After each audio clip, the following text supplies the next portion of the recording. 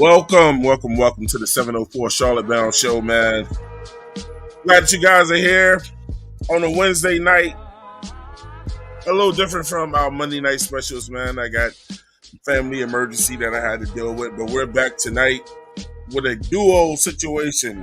Yes. It's going to be two of us tonight, and whoever joins with us tonight, man, on this Wednesday free-for-all occasion. I am Twan Don, founder of the 704 Charlotte Bound Show. One other cast member with us tonight that's going to be joining, but y'all know how I feel it, man. You know what I'm saying? You can put up your best player, your best contender on your podcast, you ain't going to be able to deal with it. We got Clarice in the building. What's happening? What's going on, Twan? With a good mic, man. What's up, man? Not much. Not much. Her mic sounds nice. Check one. Check one. Check two. Check one. Hey, look. So let's see what we got on the agenda. Discussing tonight. Tonight we'll be discussing training camp. And like we were one of the podcasts that we haven't really dived into the training camp situation, but we're gonna do it now that everything is in. We're gonna discuss Xavier Legat and then what he did in the training camp situation and some of his answers and how he's looking so far. We'll get into some Bryce Young discussions, and how he's looking. He's done a couple interviews, you know what I'm saying, and they're all super, Twan. Super. Yeah, they're all super. Lord. We're gonna talk about running routes tonight, man. You know what I'm saying? So we also pride ourselves on being a teaching channel as well at the 704 Charlotte Bound Show. In order for you to understand football, you have to study football.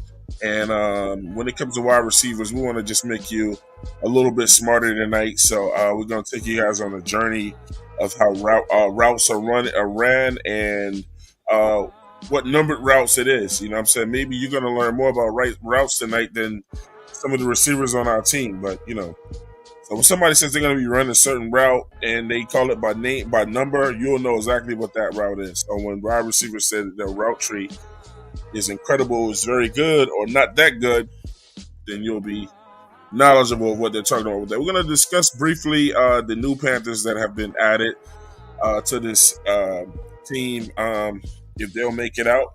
Also, the quick retirement of Penny, who and what may have contributed to him walking away from the team outside of he just didn't want to do it no more.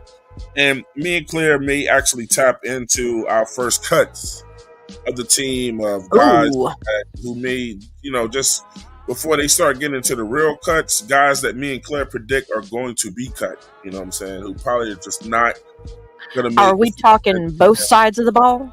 Both sides. Both sides, okay. Both sides. Whatever time, gives us, or, we're going to do our official cut show, so we'll just briefly touch it. We won't go into it, Our cut show is coming up. It's probably going to be our next show on cuts. And we'll get deeper dive into that. But, we'll name some stuff, Claire, can I welcome the people that's in the show, man, that's in the chat? Oh. Please, by all means, go for it. We got Maul is in here already. Said Mingo, all caps, no lowercase. Yeah, we're gonna discuss Mingo a little bit too, because his name seems to keep coming back up.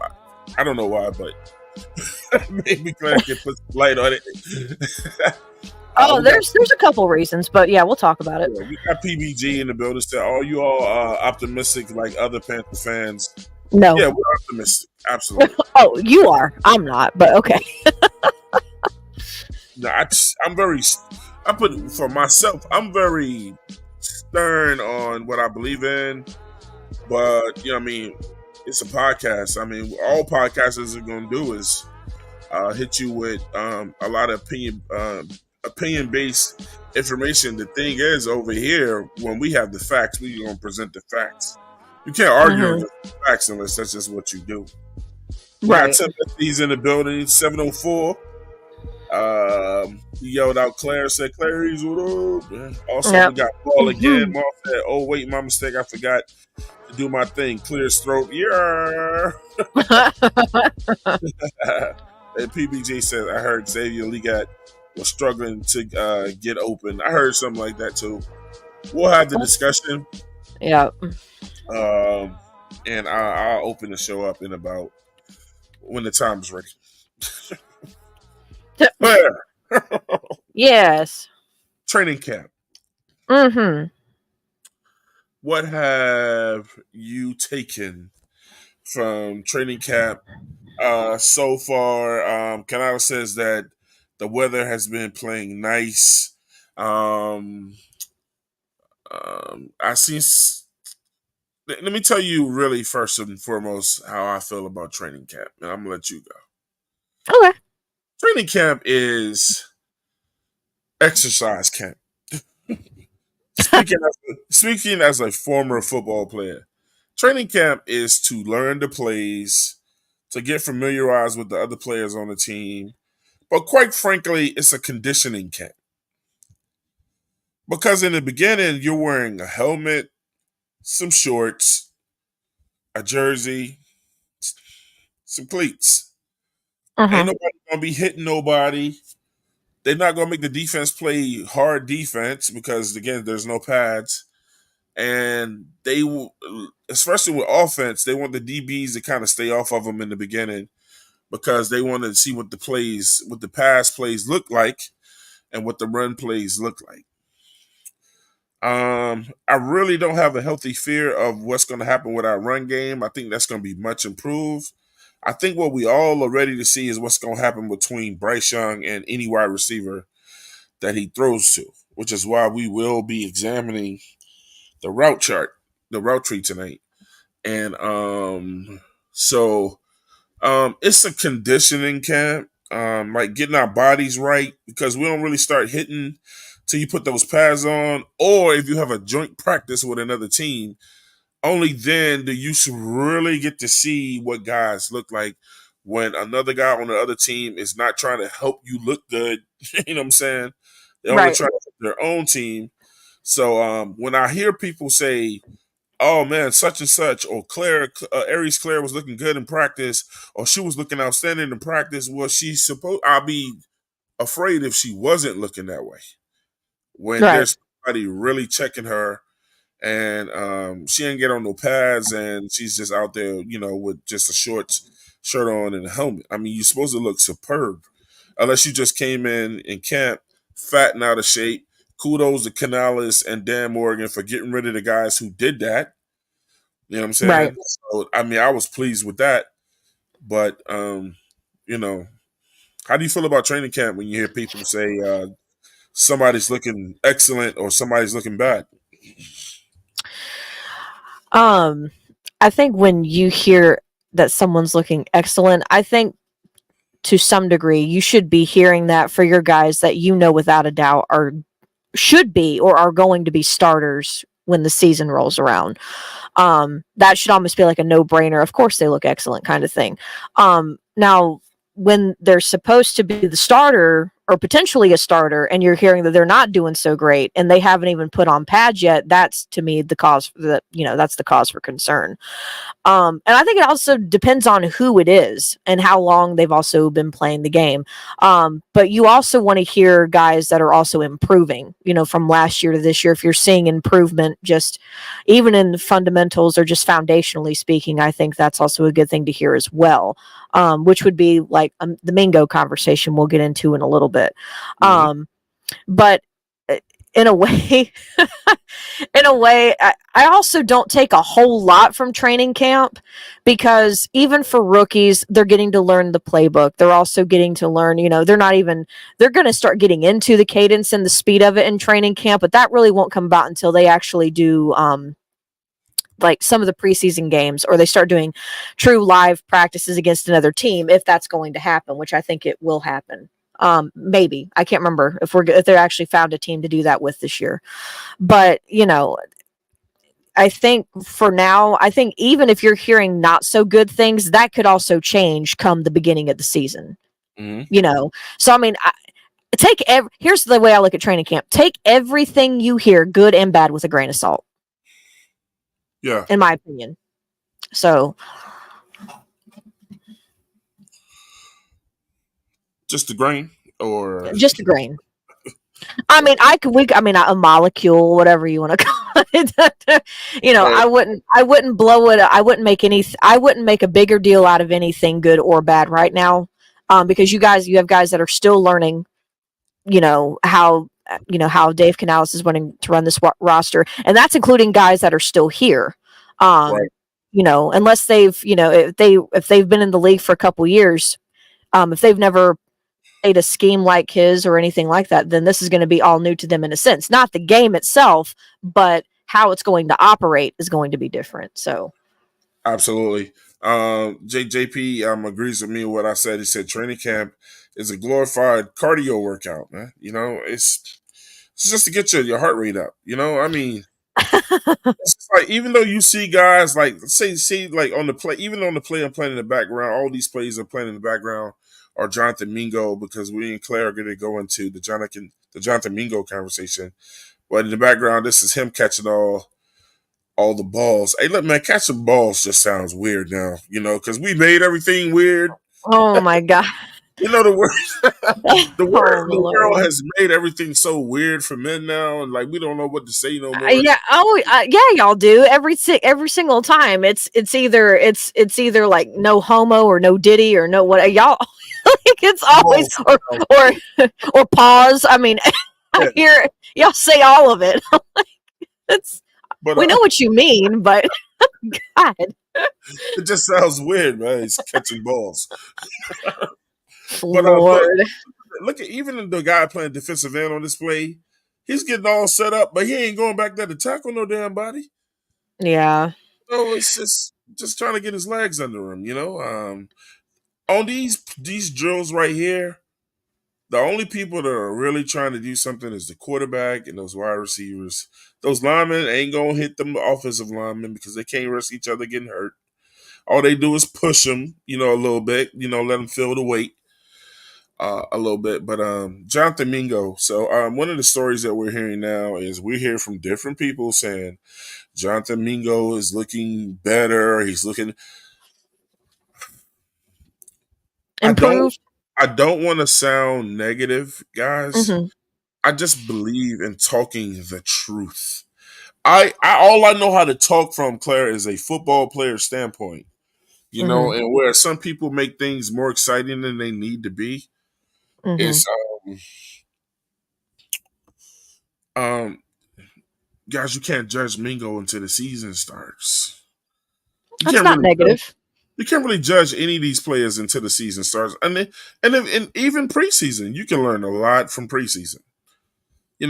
Let's wait until right after the first training camp. After the first pregame, and then see what these guys are doing. And then I'm not saying totally judge them after one pregame. Then because they play 3, and some of them only got 3 games to get right anyway, or they're gonna get cut. But mm-hmm.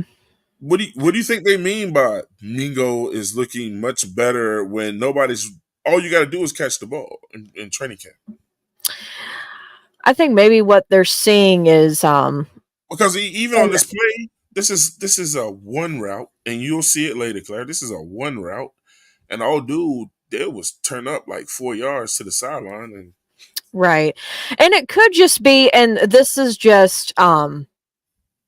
just speaking from what little bit of playing time Mingo did have last year. I mean, he had decent amount of playing time, but I mean, he didn't, he wasn't on there every snap like how Thielen was, for example. But, here's what I'm hearing the comparisons on is the fact that he seems to be a lot more, and it's also easy to say that because it is training camp, but he seems to be more comfortable. I guess you could say in his own position, being a wide receiver. People are saying that he's actually, he's not dropping.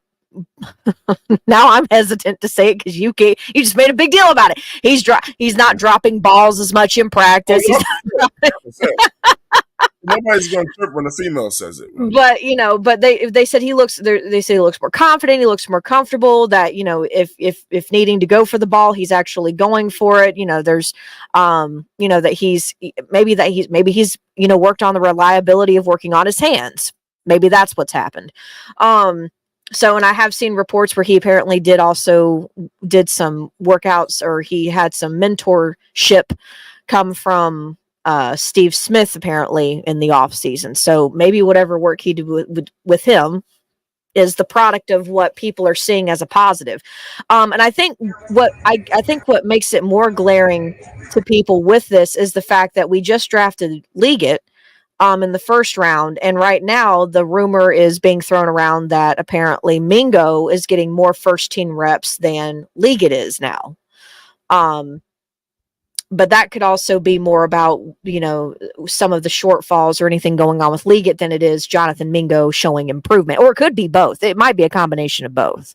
But that's what I'm hearing, is just he seems more confident. He seems, he doesn't have, he's going after the ball. His hands are looking more reliable. He's catching things. He's not dropping things. So that's just from what I keep hearing in, the Twitter or X space, from what people are commenting on who have been at these camps and witnessing it live for themselves. Because I have not gone to training camp this year. I usually try to go at least once a year. I have not gone this year and probably will not make it this year. But man, I ain't never going to a training camp. I mean, I'm gonna be honest. The reason why people go to training camps is this, man. That I feel is like, if you have podcasts and things for you to catch up with all your podcast buddies, you know what I'm saying? Mm-hmm. And you're really at training camp just to see the players, to put eyes on them, because they ain't doing shit out on the field, bro. It's 7-on-7 drills. Well, and I think also it's an experience that I feel like you should at least do once, because at training camp, this is the closest. Yeah. The third reason is because I was out on that hot ass field, and I don't care to be reminded of it. You cut out, Twan. I said the third reason is because I was out on that hot ass field, and I don't care to be reminded of it. No, it does get hot, but no, I think for me, I think the other thing is it should be experience that if you can go to it once, because that might be, for some people, this will be the closest they'll ever get to see these guys up close, be it a real game or not, because of how cheap it is to go and watch it. And you can afterwards get autographs and, things of that nature. That's a really cool opportunity, especially if you've got kids. But outside of that, if you're going for any other reason, So it's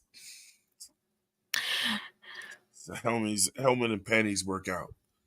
Yeah, who they call it, the PJ Olympics or something? I don't know. I've heard so many different things. I've heard people call it so many. It always crushes me. That's why it always crushes me when somebody gets hurt during training camp. I know. Not the grass got him, because. Well, okay, so here's a positive of training camp so far. We haven't heard about any kind of turf monster coming up and grabbing a hold of JC Horn yet. So let's just be, the operative being yet. I know I said yet for a reason. I stress yet, but that's a good thing. That's a good thing. Jesus. It's so bad, man, that you can't. Not yet. Not yet. Capital YET, yet. We ain't ruling it out, but not yet. Mm-hmm. So I don't know whose film this is right here, but whoever got this footage, man, that's some really good footage right here from a perfect angle. And let me see, that is to Mingo, ain't it? No. Who's that was Mingo. That's 15. That's Bryce to Mingo, and I'm gonna tell you what I see in this play alone, man, that I liked. And this is my first time actually even looking at this play. Bryson takes the ball, he looks left, so he looks that defender off, and he comes back right to Mingo. Mm-hmm. So Again, take a look at Bryce Young. He looks left to look that defender off. And what that does when you look left is you're looking that defender off to the left to make the defenders that are actually checking Mingo soften up their coverage. So, this can happen, and then he's wide open. If you look in the background of the defense, if you look at number 20, number 20 gets caught looking in that background at Bryce, and he rolls right, and he has to pull back over. But the thing is, though, if 20 would have been able to tackle, he would have tackled Bingo right there. Right. But Bingo had some forward. But look, he caught him looking.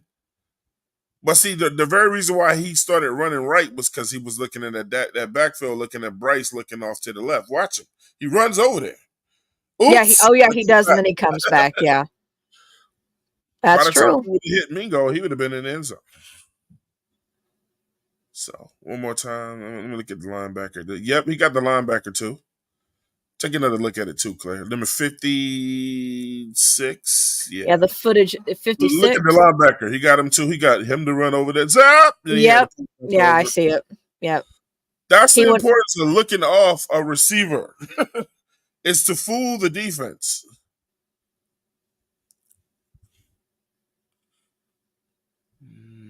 I'm assuming that's Clowney. Number 7, right? Yeah, 7's Clowney. Yeah, so he's standing up. He just ran back there. He ain't really getting no real push on him. I think that's against Moulton. Now I'm going to take a look. Look on the other side with the Kwanu.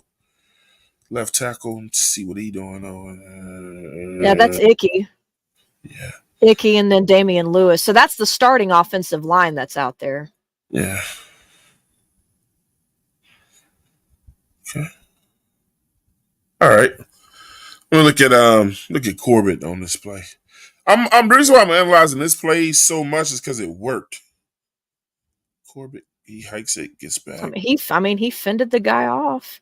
Then I lost him. I just lost him, and who I thought was him was actually Robert Hunt. Never mind.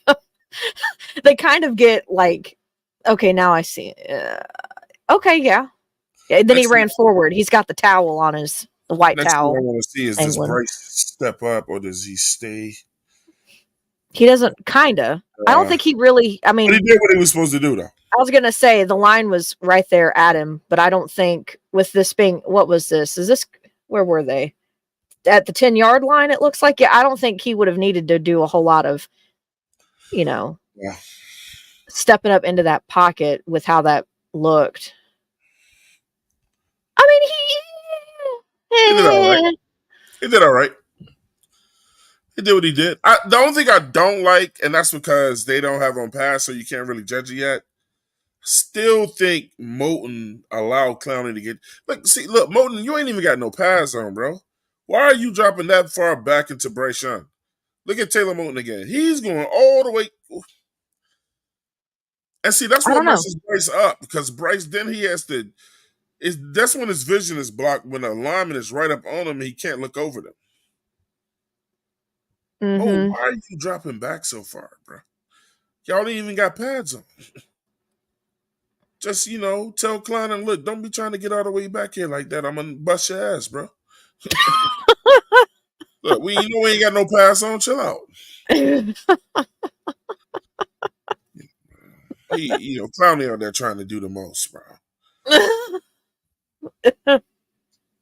He out there trying to do the most. Like, bro, we ain't got no pads on. Chill out. All right, man. Jermaine JP. He about could have pushed Moulton into Bryce. And it did. We'll be talking about him too. Relax and Talk Sports is in the building. Say, yo, Twan, what's good? Shout out to Relax and Talk Sports, man. PBG said again, he said, I'm giving the Panthers to next draft to get their stuff together. If they draft players I don't like, I'm becoming a Rams fan. Well, I mean, that's your prerogative. I ain't going nowhere. I mean, people gonna test your fandom if you're ready to leave that quick, bro. When you're a fan, you just leave, man. Hey, Carolina Logic says saw some guys with some reps at camp, but it's just practice, so I take it with a grain of salt. Exactly, you know what I'm saying? I mean, look good. That's what I said. The main thing, and I think Claire alluded to it earlier. The main thing with training camp for me is that nobody gets hurt. Yeah. Yeah, if you Guys when you start can't help, hearing names of guys getting hurt, that sucks. That sucks. Any of them, you know. and it's different if you get hurt in pads. But man, come on, a helmet and some jerseys. You know, I don't understand that. All right, man. Bryce Young has done a couple of interviews too, Claire, as of Mhm. late. You know, and They've been super. yeah, they've been very super. They've been super, super. Some people said one of the things that I heard is Uh, Bryce sounds more mature. He sounds more confident in himself. You know, I don't know what that is. So um, can you explain that to me? I I can't because let's go back a year ago, Twan. Oh, A year ago when we drafted Bryce. Remember we had a conversation on this show and I brought up mannerisms that people will do when they're nervous oh, we both or brought it up. We both remember talked. because I we did a side by side comparison of Matt Corral talking Uh huh. and then we did Bryce talking. It was on the same day, same interviewers, and it was a night and day comparison. Now, The I head will say this: stroking, the hair with Matt pulling. Corral, with Matt Corral at the time, he was probably just in this position of like, I got nothing to lose, so I'm just gonna, you know what I'm saying? Like, he was just in that position. Um, so I could understand him not being nervous. And Right. Bryce was also a rookie, so I could understand him being more nervous. But now let's take that idea and move it to today. Bryce still talks very fast, and maybe that's just who he is. Maybe he's always talked that fast. But a Right. lot of people who talk very fast tend to be very nervous. So Patrick Mahomes talks fast. does he? Yeah. I can't half the time with Patrick Mahomes. I can't get over the sound of his voice, so I really don't pay much attention. Yeah. um, but I do know that Right. that is a typical mannerism of someone who's nervous is talking really fast, like they just chugged 3 Red Bulls back to back and are now interviewing for a a Mm. job or they're answering questions. Um, and also just the constant they call them nervous ticks when like you're touching your hair, you're touching your ear, you're moving around. Um, and I do notice Bryce doing that still to this day, but again, it could just be the way he is. So just at face value, I would say I don't think he sounds more confident. He to me sounds exactly the same when he's speaking. Other than the fact that he overuses the word super more than he did last year. That's the only. That's just you. But no, I don't think to me, from what I've heard, he doesn't sound more confident to me. He sounds exactly the same. But that doesn't mean he's nervous. It could just be the way he talks. So Yeah. Well, one of the things that we're hearing more about Bryce Young is that him and Deontay Johnson are building a lot of chemistry, and I'm not there to see that, so I can't deny that. You know what I'm saying? I mean, I want them to have the greatest of chemistries.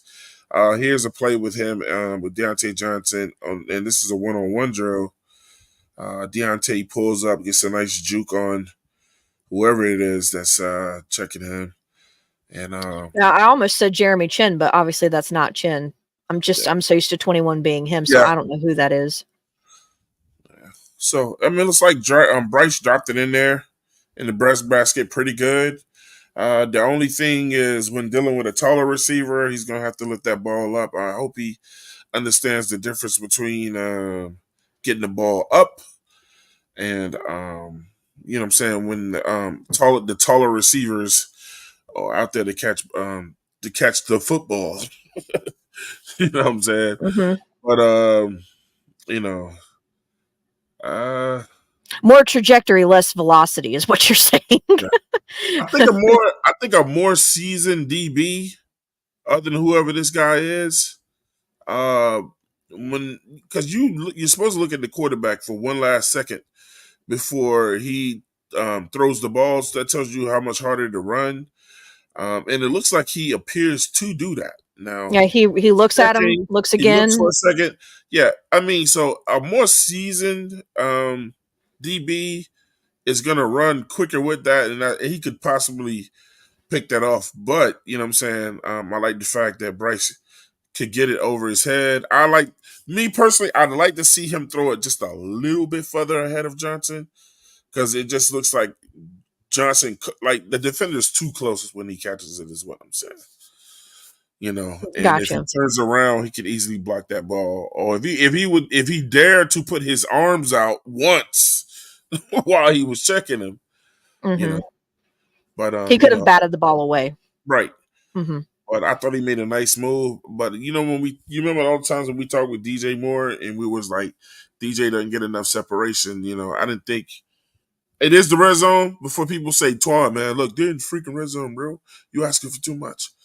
Yeah, I mean, red zones tend to be tighter than that. But Hmm. yeah, I would like to see him get more separation than that. The only thing is the reason why I don't get upset about that is because that defender should know where the play is going. They're on the same team. Yeah, and they're also I don't think. one-on-one. Yeah, I There's don't. there's gonna Yeah, there's gonna be other distractions out there outside of just it being him and Deontay Johnson at some point. So there'll be more people to look at that could throw him off too. right.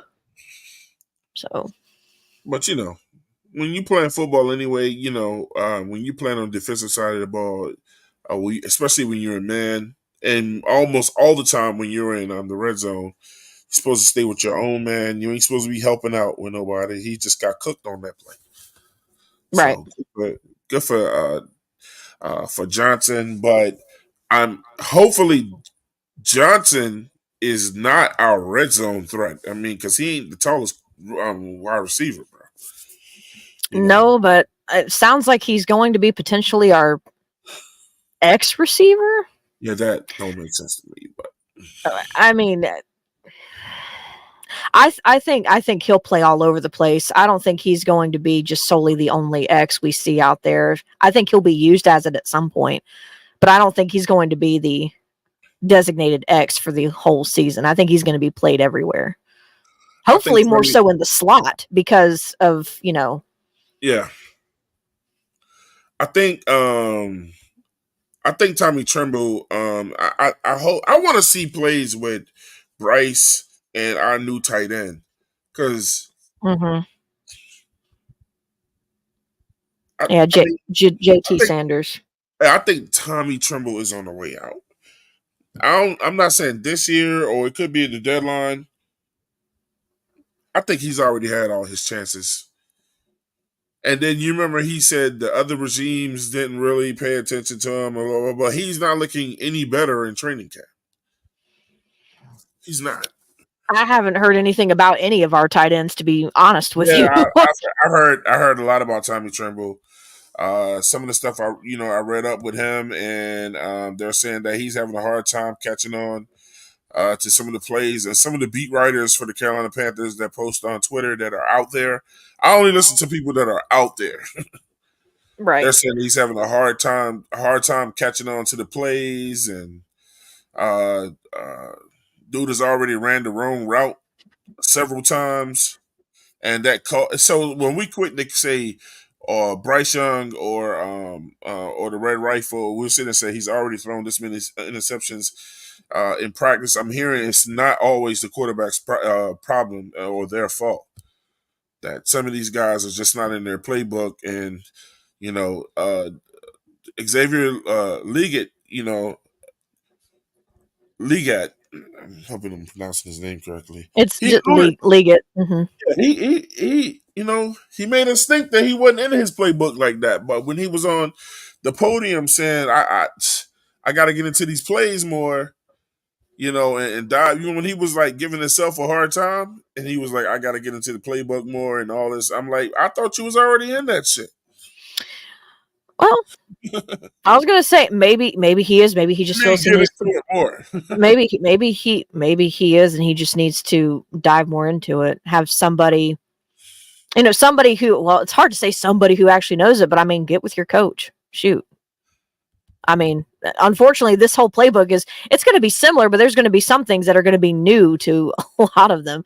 Especially, I guess you could say even the verbiage for what's going to be used is going to be new to everybody. So Yeah. You don't know until since we're not there, we don't know. It's hard to really say like how deep he's actually dove into it and how much more he really needs to. You Yeah. know. But so far with everything you've seen, how you think? What are you feeling about Mingo?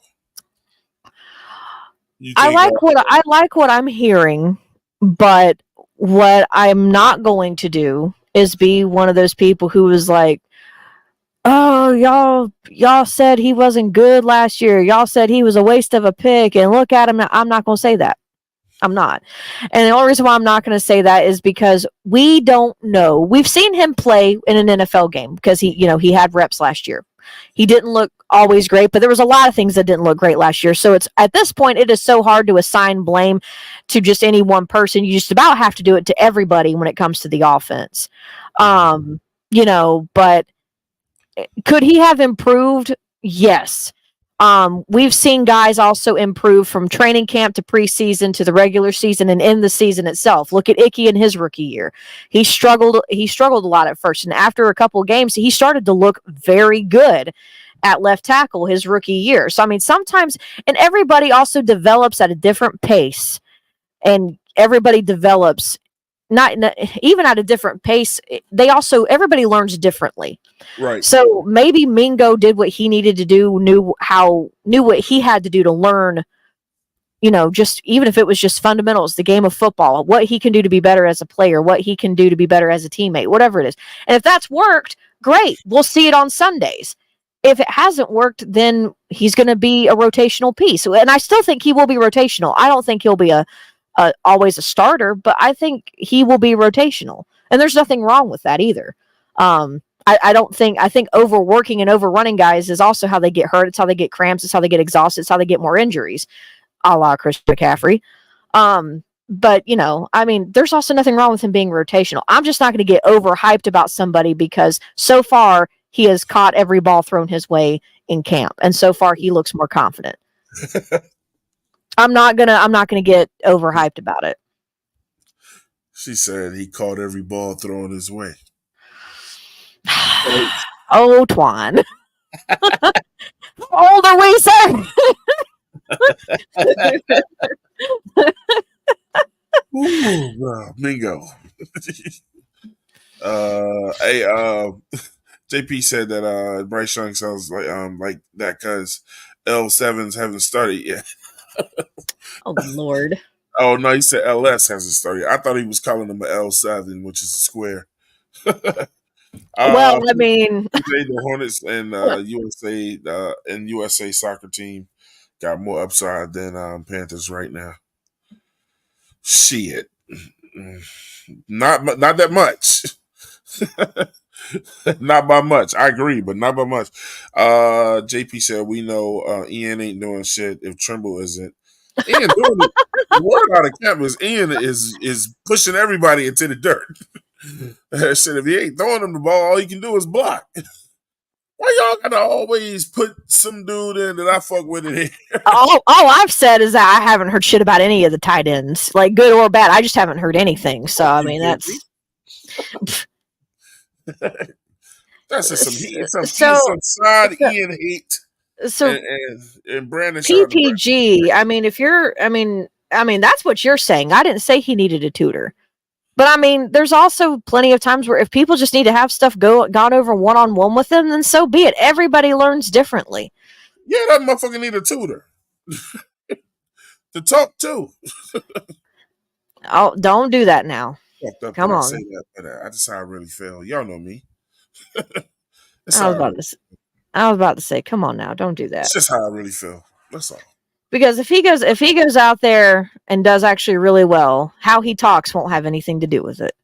Nah, it'll still be funny as fuck. Don't get it twisted. Well, okay, funny is one thing, but people are also making it sound like that because he talks that way that he's just plain stupid.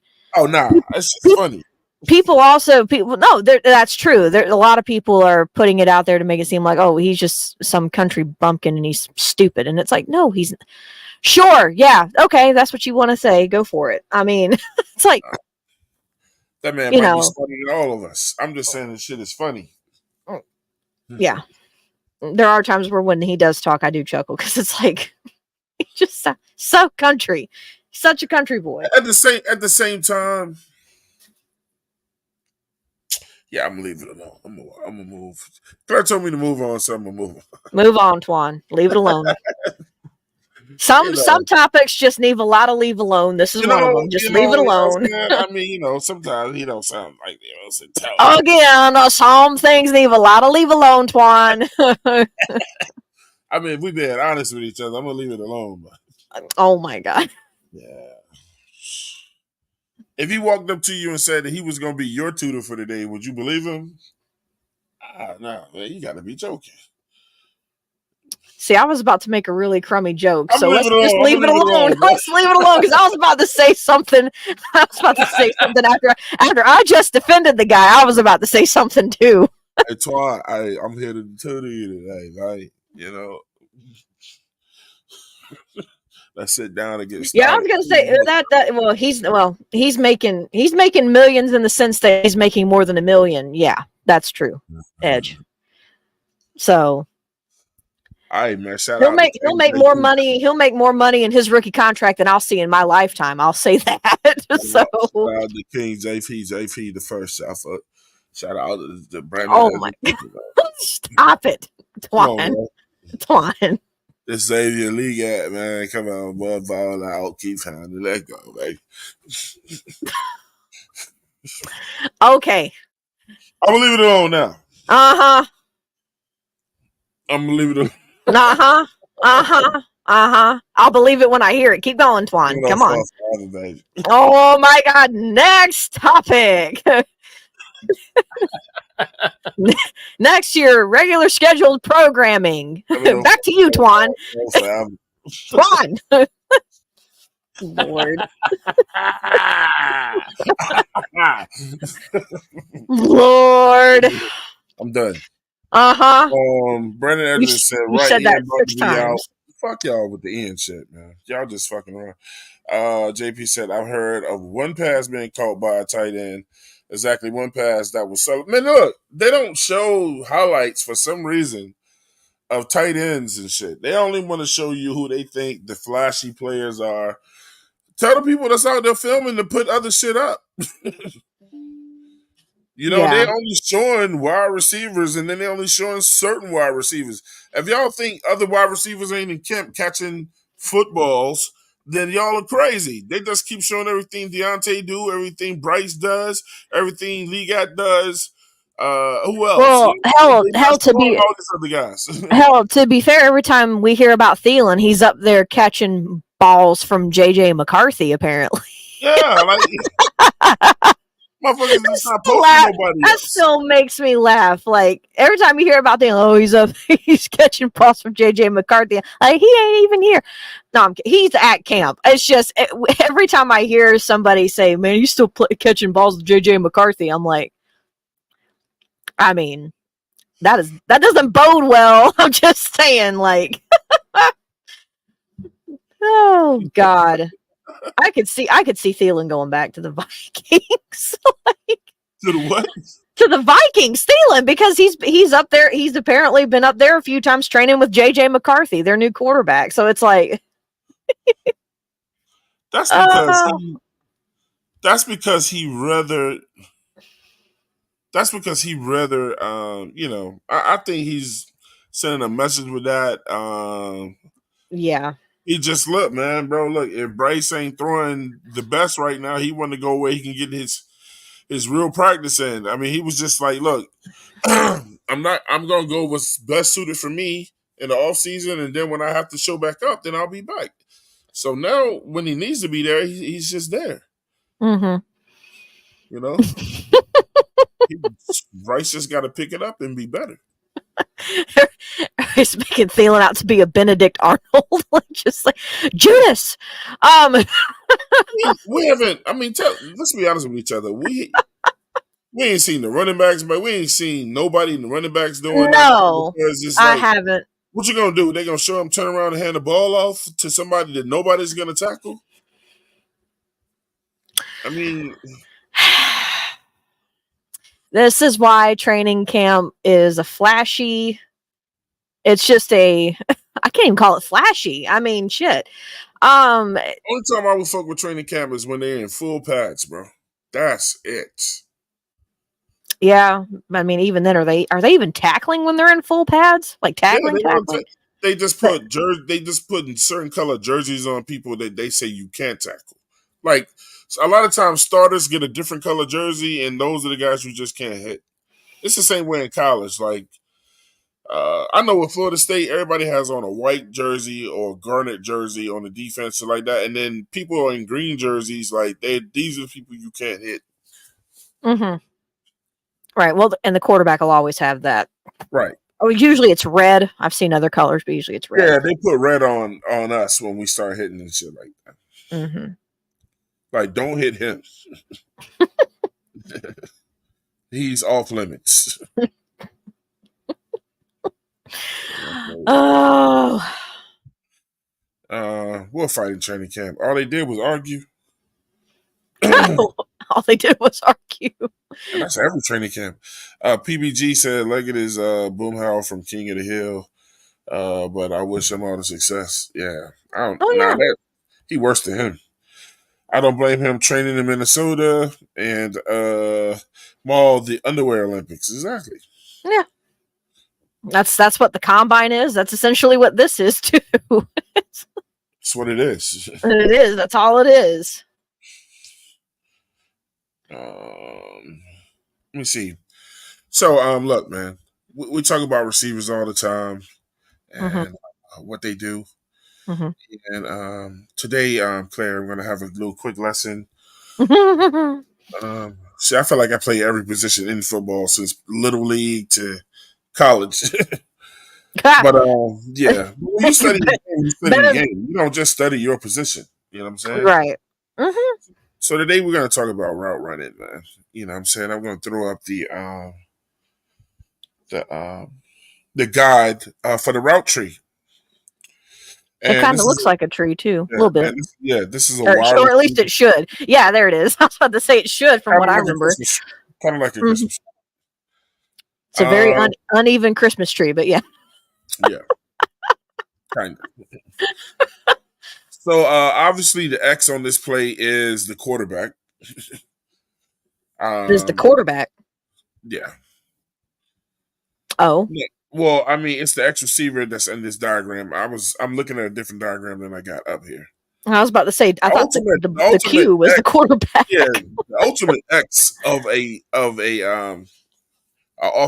offense is the quarterback, but they do have the quarterback in blue on there. The thing is where they got this route tree under the X receiver, but any of these receivers can run the shit. The route tree is for all receivers, hmm all of them, all of them. It's not just the route tree for the X receiver. hmm A one route is the shortest route that you have to run. It's like it's just a 5 yard slant. You can either cut left. I know it says left, and a lot of people believe. It also depends on what side of the field you're on. You know what I'm saying? If you're going to want a X route, if you're on the left side of the field, and all the unevens that are ran on the left side of the field are going to the left, that's which is the. Hopefully, I'm not talking too fast. Which is the 1, the 3, the 5, the 7, and the 9. Which in the 9 can run on either side. If you're on the right side of the field, at wide receiver, and you're running something to the left, and you're gonna obviously everything is going with that 1-3-5-7 route, but you can also run the twos from either side. But we're just gonna assume that the guy is on the left side, and where the X is planted, and the one is a 5 yard out. When you run up 5 yards, and you either cut left or you cut right. But if you're just trying to pick up a quick 5 yards, it's usually ran to the route. It's usually an over shoulder throw, and it's going towards the outside of the football field. So when you see, and it's just usually ran when somebody's just trying to get a first down, trying to pick up a couple of yards. Bryce drops back and hits them on a 5 yard slant going outwards. It can go inward. Who was the guy with New Orleans that we used to always call Slant Boy? Michael Thomas. Michael Thomas. Michael Thomas perfected 1 through 6. I mean, it was nothing we could do about it either. Nothing we could do about it because you didn't know he was going left or right. So that one is usually ran to the left. You can run it to the inside, but usually you will be met by another helmet if you do that. If you're trying to avoid the helmet, you're going to run it to the left. you know, Hmm. uh, the 2 route is you're going to cut around about the same time, except you're not cutting to the immediate right or the immediate left. You're cutting in a diangular, uh, uh, Diagonal. diagonal. I said diangular, and a diagonal uh, form. Like you're cutting up the field. So usually this pass is usually caught around 7 yards away from the field. Where the one is caught between 2 and 5 yards for a quick pickup. Yeah, a lot of people can pick up first downs with the 2 route, you know what I'm saying? I mean, depending on how fast you are, and how well that linebacker is playing you. But that 1 and that 2 route, I would say the 1 through the 4 routes, you know what I'm saying? Quarterbacks got to be right on all of them. But the 2 shortest routes is the 1 and the 2. And the 2 is usually caught around 6 or 7 yards out, and it's going in towards the defense. You know what I'm saying? But you can't run it to the left side. Just understand that anything on this thing, whether you put it on the left side of the field or the right side of the field, anything that's pointing towards going out of bounds is usually thrown on the over the left shoulder or over the right shoulder. Am I making sense, Claire? Hmm. It just depends on what shoulder is facing the outside. Right, because if you try to throw it inwards, now they got to turn around. They're turning to their blind side. They don't know what the fuck they're going to run into when they get ready to turn around. That's an interception, or it's And just that's going to an be a interception dropped waiting to ball. Hmm. That's either an interception or it's going to be a dropped ball if they try to turn around to catch it. Right. Unless they've got that much finesse. I mean, who Or knows? you gonna catch it, and then somebody's gonna make your ass drop it. Yeah. Or you'll catch it out of bounds, maybe. Yeah. There you go. So, where was I with this? You were at 1 and 2. I would assume 3 and 4 would be next. Yeah. So again, the 1 route again. I mean, just and then the word that you will hear most commonly with the 1, it says a quick out up there. We also hear words like a flat, like run the 1 flat. Hmm. And usually that is detailed like in a play call, you know what I'm saying? Or if they go by certain names and you just know what to do on that play. But if quarterbacks want to switch it up, he can call a play and then he can say something particular to the wide receivers to run something different during that play. And usually the 1 route is a flat route or a quick out, and number 2 is the inward slant. I mean, Michael Thompson. You want to go see somebody run slants? Go look at his highlights. He does it better than anybody you ever fucking seen before. Um, the three is they call the threes the comebacks. You know what I'm saying? And the other word for a comeback route is the curl route. You know what I'm saying? What you are most common with. It says 4. There's the 4 is the curl, but really the 3 and the fucking 4 is the curl.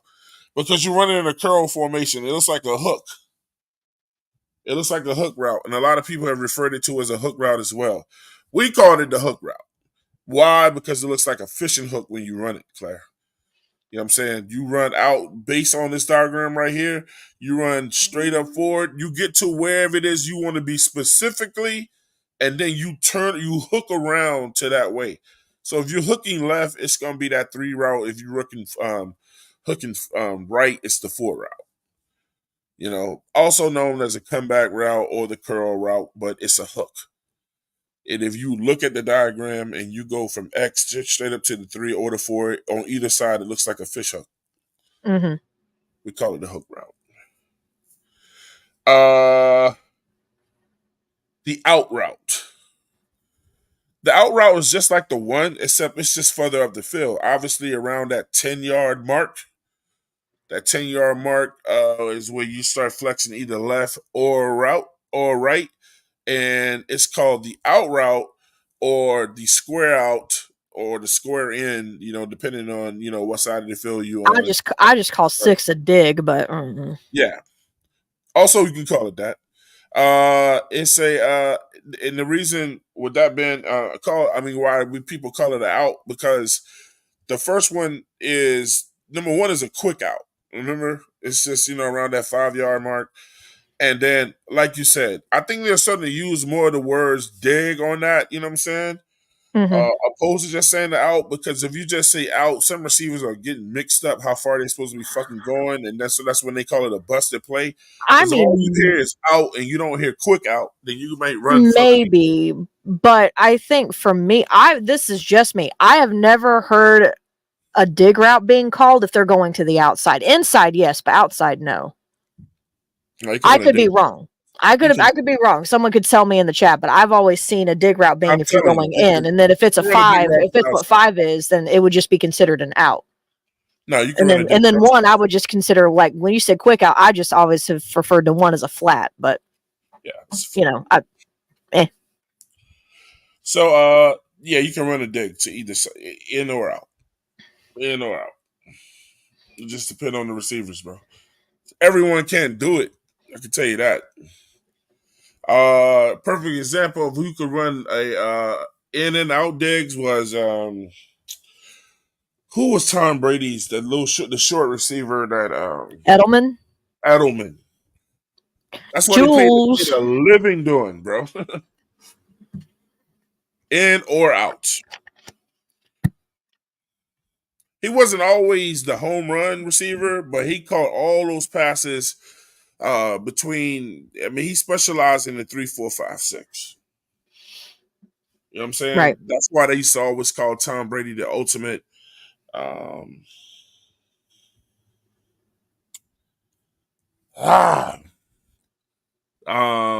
game manager, because Tom Brady didn't have to always throw the ball all the way up the field, man. Well, I was going to say most of the success that he had was within the first 10 yards Claire, keep of every going. play. Keep going. Okay. Where were we at? Oh, 7 and 8. I was going to say corner. I mean, corner and post. So I feel like corner is self-explanatory. Obviously, corner, because you're going outside, you're going literally to the corner, like towards the corner of the field. Field is a rectangle.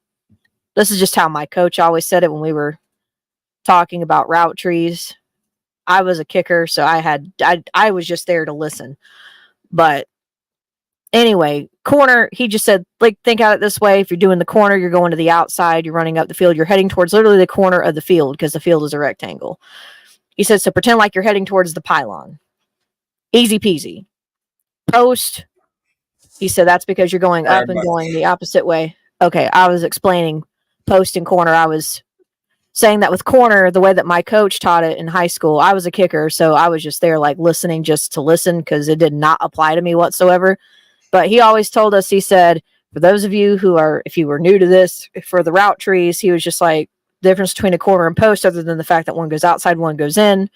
For the corner, he said, the field is literally a square. He said, when you're on a corner route, you are literally going towards the corner of the field. So just remember, like, heading towards the corner. Right. He was like, so focus on the outside corner of the pylon. He said, when you're in a post route, especially if you're an X receiver, he's like, you're going way over towards the other side of the field. While you are heading towards a corner, it's a post, because you're literally going up and then dragging your route as if you're trying to head all the way across the field, like pretty much like a long post. So that's how he always explained, so people wouldn't get confused when they were learning, especially the JV guys, if this was the first time they had ever really played football. So that's how he explained the difference between the corner and the post.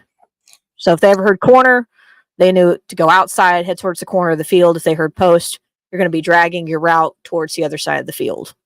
Post. Yeah, I mean, also, if you're lined up on the right side of the field, I mean, a 7 turns into an 8 on an out route. Right. You know what I'm saying? It's just, it depends. Like I said, it depends on where you're lined up. The routes are different when you're on the left side of the field. It's the same route. Even that's why they show each one of them except the 1 and the 2 in the same positions on all of this. It just depends on what side of the field you're on. I saw JP And the chat said, "I'm with AC. It's not a competition. I mean, you really can run a dig route on each side. You know what I'm saying? I know this. I'm not fucking making it up. You know what I'm saying? I just gave you an example. You know, I look at think Edelman. He does it on both sides. I've seen it in college. We ran it. You know. it wasn't so much the on both sides, like if it was the X running it versus the Z running it. What I was saying is that if you're the X, like let's just say we're just the X, we're talking about the X. If we're saying that X is to run, an out route like 5, normally on this side, because you're going to the outside, it would just be called an out. Now, if you're X and you're being told to run, an in, which 6, they would just call it a dig, and then it would be out and dig. Now, if it was Z, obviously, I know what you're saying, but yeah, that was what I was saying, is that if you were assigned to go out, it was just called an out. But on the same level, if you were called to go in, it would be considered a dig. We never heard the term dig out or dig in. It was just either a dig or an out. That's just the terminology we had when I was in school, though, in high school. So, I mean, it's different everywhere. There are some people who don't even call it a dig, and they call it what this is, a square in, a square out. We didn't have that. We had dig and then out. Just like we didn't have quick out, we called it flat. So, and then like number 9, they call it a go route. We called it a fly route. It's just the same thing. It's just different terminology. That's all I was saying. I just had never heard anyone say, for me, a dig out route. I've heard just of a dig, which dig for us just meant you're going to go inside. That's all that meant. So, anyway. So where was that? So she was explaining the 7. The 8 been pretty much the same size, except it's not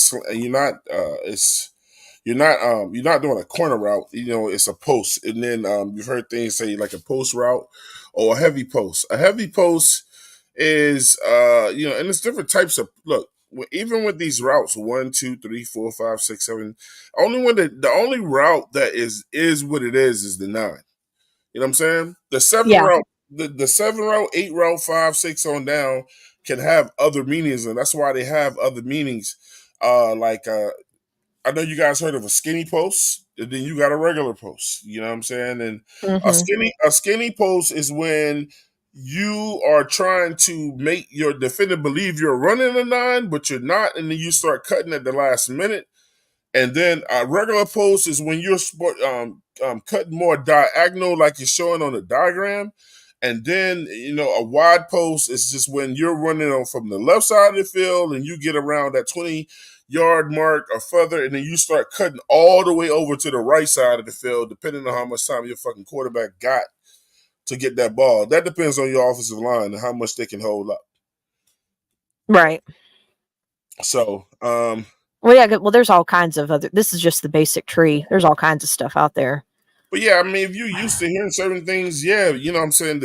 A lot of people say that the 6 is a dig, and a dig in. But the reason why they call it a dig in route, because there's a dig out route, you know what I'm saying, as well. It's just, some things, too, that I'm leaving out depends on what handed you are, too, bro. Everybody's not right-handed and you know what I'm saying, or left-handed. It's going to be different for you, the way you catch the ball. And it depends on if the quarterback is right-handed or left-handed.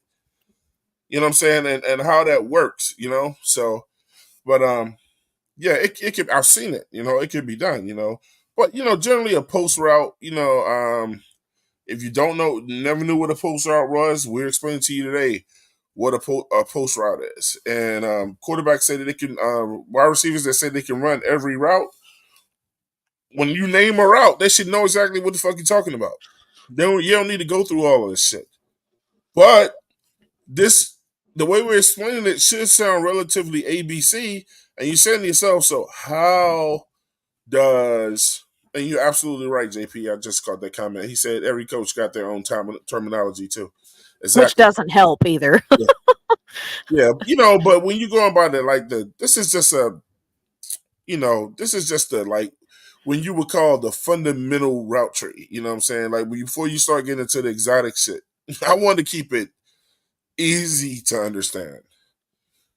I can get into the exotic shit, but that's for advanced people. You know what I'm saying? I can go with this shit all day. That's when we start getting into skinnies and bumps and the tri route, sluggos, bubbles, drags, hitch routes. I could get into the exotic shit if that's what you want to do, bro. But I'm keeping it regular. I mean, and then the almighty nine route. You know what the nine route really essentially is saying this. You're the faster fucking receiver. You know what I'm saying? You can bust a move. You can bust a move at the line if you want to and get upfield, or you can just get your ass upfield and outrun the receiver. Got it. So Tyreek Hill. Yeah. Got it. Cheetah is the ultimate non-route motherfucker. Before him, you had guys we could just name off the fucking cusp. There's so many. Randy Moss was, bro. He made the non-route look. He perfected it. The non-route is for any receiver that says, "When I get by you, you cooked." Mm-hmm. And if that damn safety, and if you don't have a single high safety, it's a touchdown. Oh, I was gonna say if they're one-on-one with anybody, it's a touchdown. The moment they're one-on-one, that's it. It's like they're gone. You just bye. That's the second thing, and that's the next thing we was gonna explain to y'all, man. Again, like the one, when you generally run that one route, man, is it's usually guys who have very good juke moves. Like you get up to the 5, juke the guy, cut left or cut right. You know what I'm saying? On the slant route, on the 2, same kind of thing. But at the 2, when you're running the 2 route, depending on where the linebackers are located, they could get involved. You know what I'm saying? Which is why you want to bump it to the outside and not so much cut in. You know what I'm saying? Going like it would be stupid for you to try to cut into the linebackers and try to make a catch. You want to get near them and cut off of them. Same thing with the 3 and the 4 is getting that linebacker to draw back like he's going to try to chase you, and then you stop, turn around for the catch. It's like a stop and go. Me and Claire didn't use that term either. It's kind of like a stop and go. Mm-hmm. You know what I'm saying? Or except in the 3 and the 4, it's a stop. You know what I'm saying? Like it's really a go and stop. That's the best way to explain it. You presenting like you about to run all the way up the field, and you stop sharply and turn around and catch that quick shot. You know what I'm saying? What the 5 is, what it is. You know what I'm saying? It's usually behind the linebackers, and this is when DBs, and this is when they usually start asking for their safeties to get involved if they're going to get involved. But 9 times out of 10, that DB, J.C. Horn, being the example, or whoever, or if you got a traveling a linebacker like Kuechly, you know what I'm saying? Kuechly used to hurt a lot of people in that 5-6 if they went in the wrong direction. Yep. 7 and 8 is all DBs and safeties. There's all DBs and safeties. And if you playing 2 safeties, or if you playing a single high safety, or if you or if you are inching your safeties up, if your safeties are playing the way they should be, then they're probably going to run route 1 through 6. But if that quarterback sees 7 and 8, those safeties inch up, he probably going to call a 7 route or 8 route, and he can audible to that if y'all are already in something else. Mm-hmm. Like we said with the 9 route, it's just, look, man, I got Cheetah. You ain't got nobody on that defense that can keep up with this dude. And if that safety ever tries to inch up like he wants to come on a safety blitz, we are going to cook y'all ass. I would just not do a safety blitz if I had Tyreek Hill going against me. I would just keep somebody back there at all times. Just keep somebody back there at all times. Make his sole thing. You are to watch where Tyreek Hill goes. That is your only job today. That's it. That's it. Don't even worry about the QB. You follow him. Wherever he goes, your ass goes. That people, you know what I'm saying, that have watched and let us, go about that with y'all. That is the route tree. So, if you get somebody who doesn't understand how the route tree works and they just want a general knowledge and they wasn't able to make it to tonight's show, just point them directly to this show tonight, 704 Charlotte Bound Show, the training camp show, and then tell them they break down, Twan and Claire break down the route tree. And just so y'all know, I didn't explain everything Claire is explaining tonight. I didn't explain none of this shit to her. I keep trying to tell y'all she's her, bro. She already knows shit. I Oh, didn't this have to is. explain none of this shit. And Claire, tell him I didn't call you and I ain't say no shit like, well, did Oh you yeah, get I didn't even a know we tree? were. I didn't even know we were going to be talking about this tonight. I was over here like, whoo, I got to go back to high school a little bit, and I didn't even do any of this stuff. It was just stuff that I had to know it It all because comes I back was to on the you when team. you start saying it, bro. It all Hmm. comes back to you. Yep, It kind of doesn't like, change. I You guess level you could say like riding a bike, up. maybe. You know, Kinda. but yeah, kind of. You could not ride a bike for 10 years and hop back on one. I've seen people who hop back on them though. Yep. It's, they Mike fall said, off. yeah, Mike. That balance is gone. But no, yeah, that just once you see the tree, yeah, no, seeing this is what I was used to seeing. I mean, other than of course just the other than the playbook of all the different route options and everything that everyone had to look through. But yeah, this was Shout out, just basic. shout out to Navash. Hey, Clash, Navash been showing a lot of love to 704 Charlotte Bound show. Mm-hmm. Really, He's been really. in here. He's been in more and more. Yeah, man. He helps the show financially and shit, everything, man. So that man, anything he writes down, we reading. You know what I'm saying? Shout out to Navash again. He says last year they were saying Bryce was killing in the training camp. DJ Chark was unstoppable. Come on, that's why I tell people, man. Yep. The training camp hype happens every year, bro. And if people are like slow down on training camp, I wish people would pick another word besides hater. I'm tired of that shit. Everybody ain't a hater. Some people just know more than you do, and maybe you just a Or some cheerleader. people are just Maybe more you're just a skeptical than cheerleader you for are. everybody, bro. Or some people are just more skeptical. I'm sorry, I'm a Panthers fan. I hate what is that whole thing everybody's been doing? I'm a Panthers fan. Of course I'm skeptical. I'm a Panthers fan. Of course I don't have any optimism, blah blah blah. That's kind of how I am. I'm not JP said that I don't like the Bucks players saying Canales' offense is easy to telegraph. Then how did they win so many games with Baker Mayfield? I was about to say Okay, I was gonna say they yeah, went to the that's playoffs, easy so it little can't boy. be it can't be. I mean, unless the Bucks had the number one easiest schedule last year, which I don't believe they did. That's just Um, something that disgruntled people say when they don't have who they want anymore.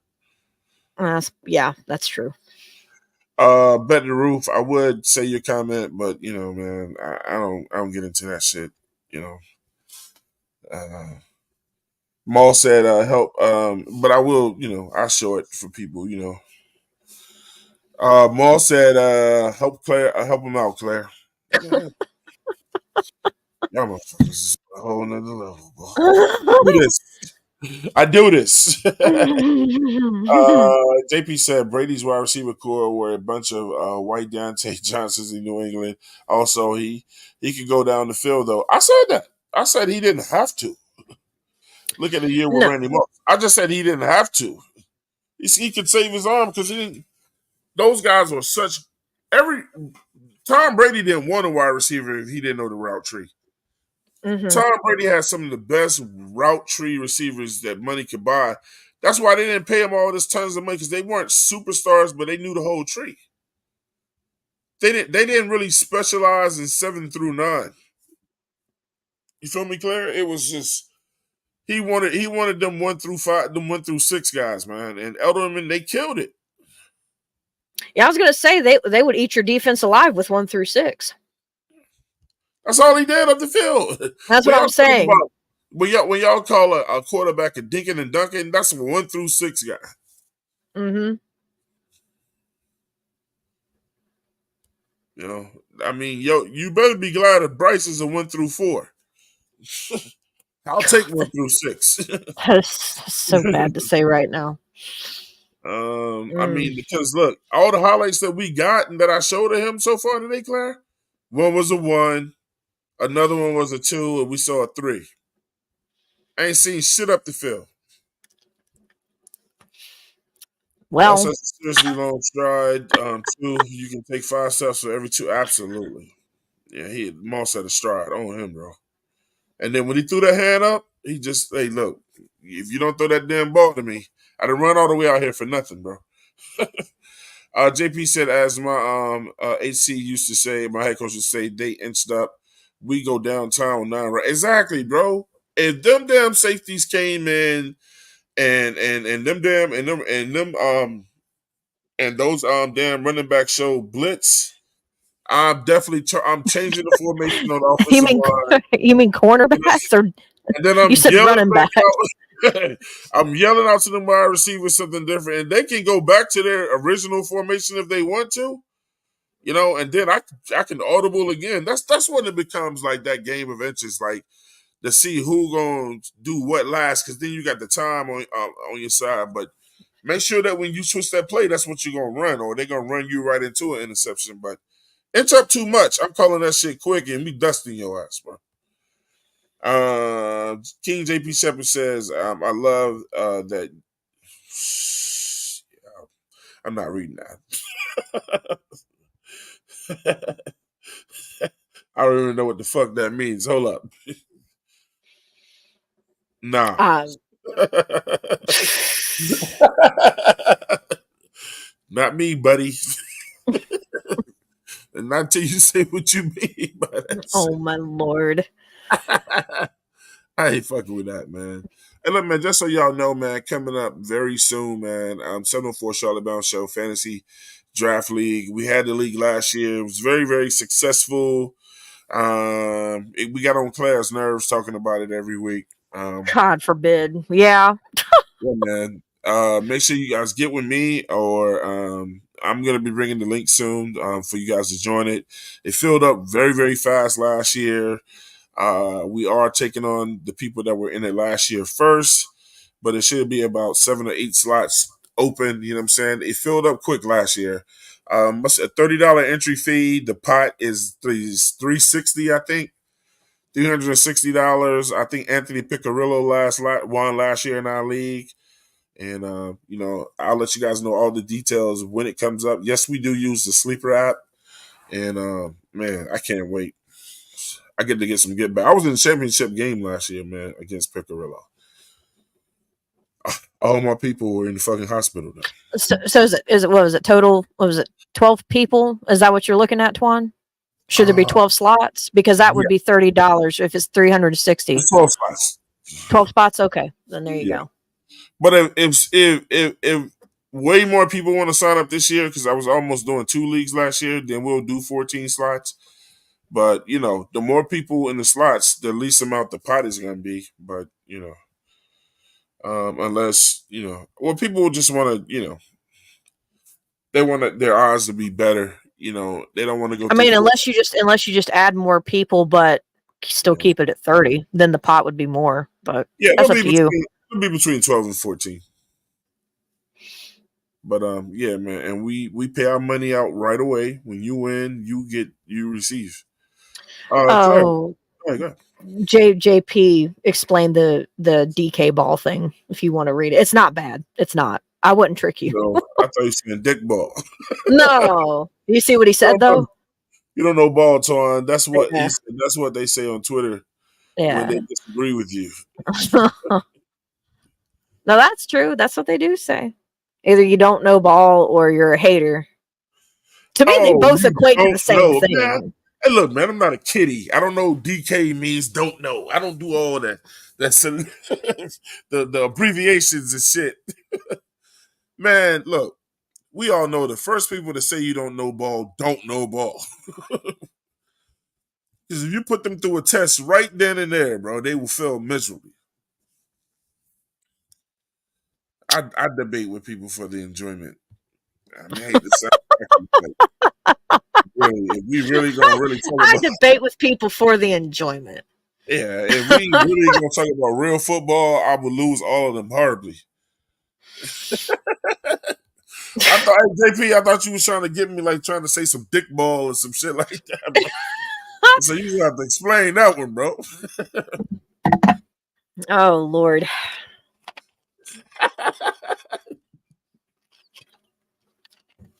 Oh God. We need more girls. Man. We need more girls on this show.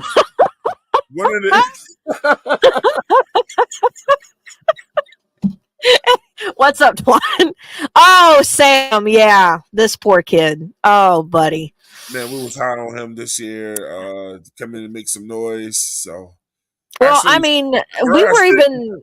The Oh, I grass was going did. to say we were talking about because I know we were looking at after Chin left and we lost what was his name? I can't remember.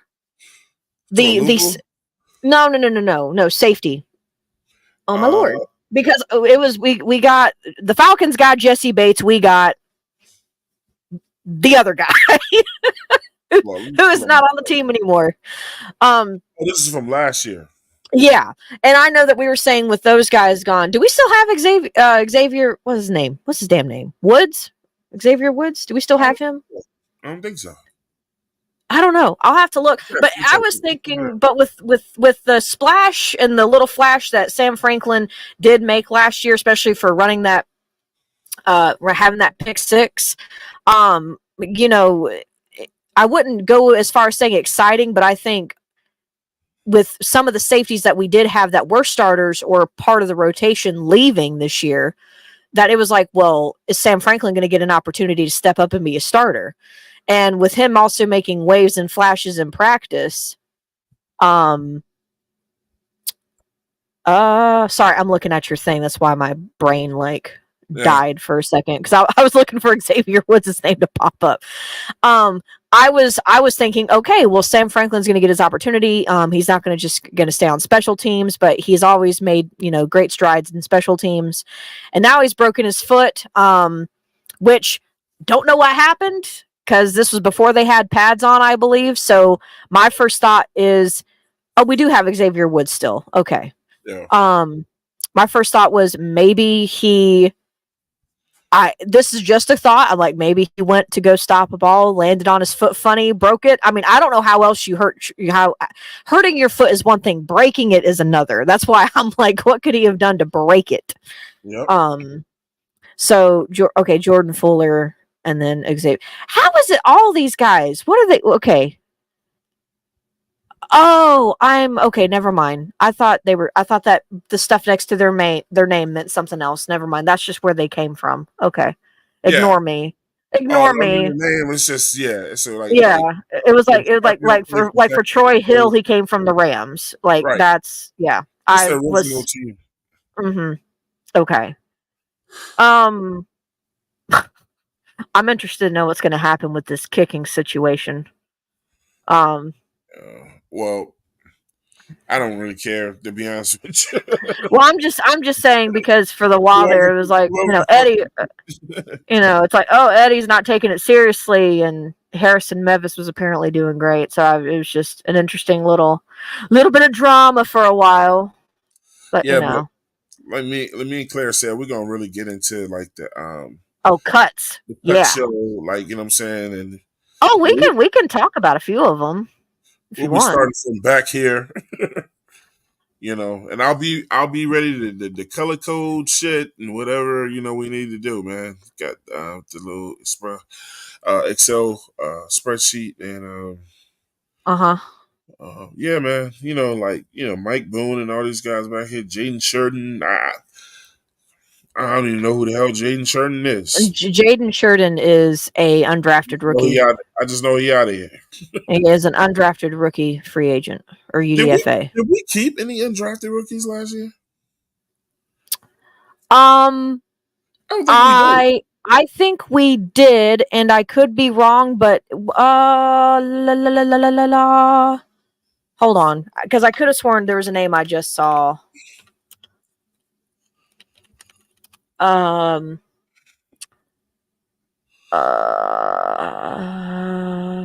This is what I wanted to see. This is who it is.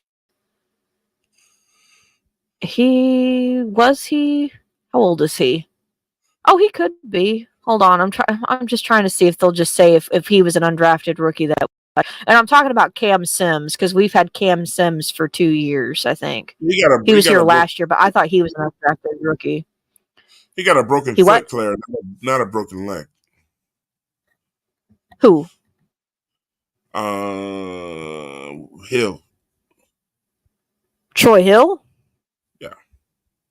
What the hell? I didn't even know anything Yeah, happened to Hill. I Sam know it was Sam. Franklin. Sam Franklin. Yeah, Sam Franklin. he broke his foot. Yeah, he broke his foot. Yeah, I know he broke his foot, not his leg. You said leg earlier. Well, if I did, I didn't even know I said leg, but no, he broke Damn his it! I foot. said you said leg. Gotcha. Like I said, if I said leg, I don't remember. But I just remember saying I don't know how he broke his foot. Okay. Hey JP, tell us she said leg. I don't know. I mean, it doesn't matter. Clearly think either she way, said. Either way, he broke something that was attached to a part of his body. Yeah, his ass ain't playing no more right now, so that's gonna be that. But we had to have kept a few of them. There's no way we didn't keep any of them. Oh no, he was no. Okay, so he wasn't someone that we drafted last year. Okay, he came to us from Washington. Yeah, I don't know. Was Nick Thurman?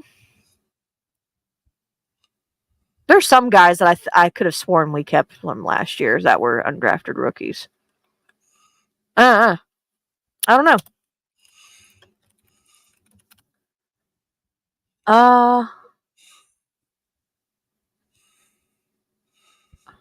Oh no, Nick Thurman came. He went. He was an undrafted free agent for the Texans. Never mind. And he came over here. I guess we didn't. All the guys I'm thinking that were actual undrafted rookie free agents. They weren't by us. They were by somebody else. We got some doozies. Hold on. Let me move this over just a little bit. Yeah, Derek McClendon, Kenny Dyson, all them dudes is out of here, man. You know, I mean, Jaden Shurden, Mike Boone, Jordan Matthews. I mean, he didn't play last year. He was on the practice squad last year. Mm-hmm. I told y'all, but y'all don't think so. And maybe now he might be safe. But before the Penny news, I thought Blackshear was out of here, bro. He might be safe now.